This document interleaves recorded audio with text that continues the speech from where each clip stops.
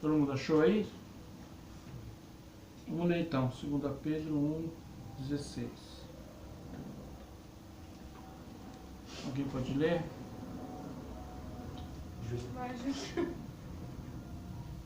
Por que não seguimos astuciosamente fábulas imaginárias? Ao vos anunciar o poder e a vinda de nosso Senhor Jesus Cristo, porém fomos testemunhas oculares de sua majestade. Então, o Evangelho, vamos dizer assim, não trabalha com fábulas artificialmente compostas para ilustrar os seus princípios. Fábulas, Jesus usava parábolas, mas a parábola tem um outro sentido, entende?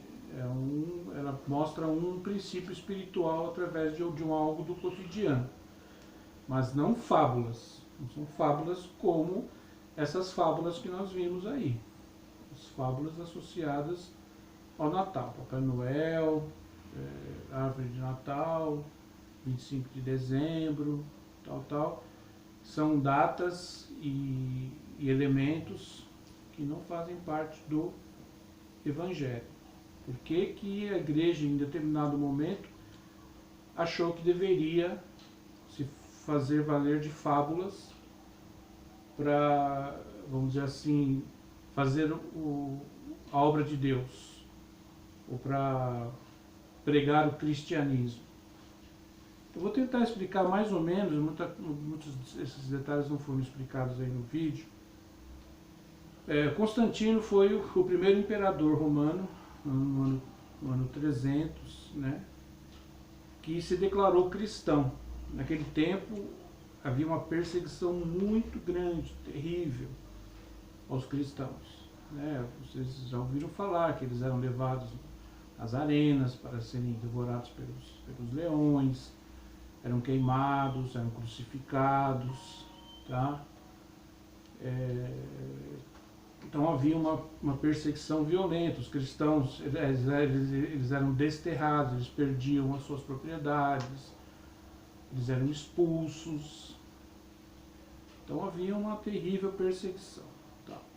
Aí de repente sobe ao trono do Império Romano um homem chamado Constantino, e esse homem declarou-se cristão. Então houve uma alegria, né, geral entre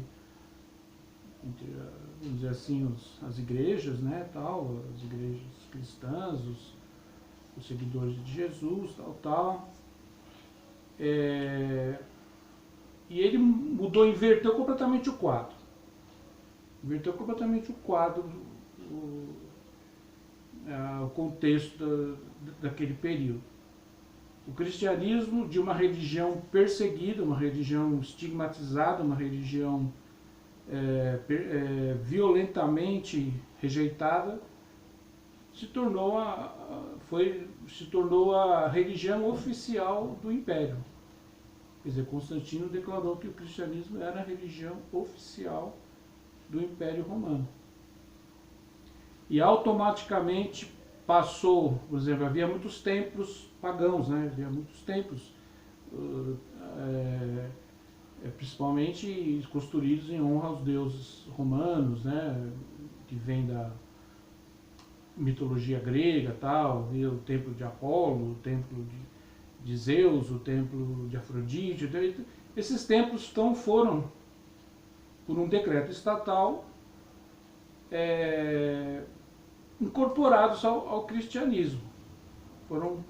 Agora esses templos são em honra a Jesus, vamos dizer assim, a Jesus Cristo. Daí se deu a institucionalização da igreja. A igreja passou a ser uma instituição estatal. Depois houve a separação do Estado, mas no primeiro momento o cristianismo se tornou uma instituição do Estado. Então as pessoas eram obrigadas a serem cristãs, porque aí inverteu tudo. O cristianismo era perseguido, era proibido ser cristão, agora era proibido não ser cristão. Isso é o que basicamente aconteceu naquele período. Só que o povo, vamos dizer assim, de uma maneira geral, não engoliu essa de se tornar cristão. Né, tal.